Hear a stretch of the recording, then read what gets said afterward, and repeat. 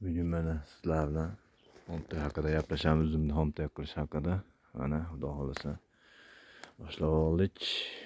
Hop, mana uzumdek bo'lgan barglarni yonshaqlarda olib va uni tepasidagi yonshaqlarda olib. Mana bunda uzum yo'q, bu yerda ham bor. Bunisida uzum bor. Buni tagini olib tashlaymiz. Mana uzumdek bo'lgan bargni polni olib yonshaqini olib mana. Birinchi xomtak bilan ikkinchi xomtak bo'ldi mana. Xudo xolasa.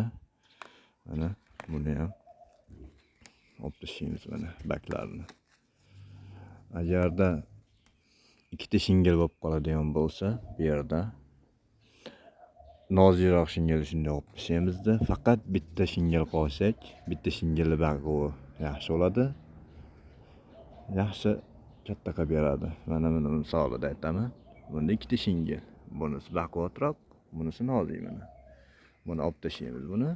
Mana baquvvatroq shingili qoldi.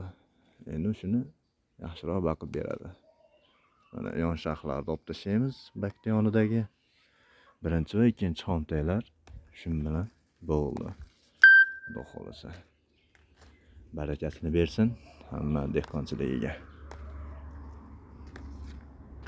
Yana qanaqa savollar bo'ladigan bo'lsa, kommentariyaga yozsanglar, dori sepish, qaysi mahalla dorilar sepiladi, shularni obzor qilib chiqarib beramiz. Mana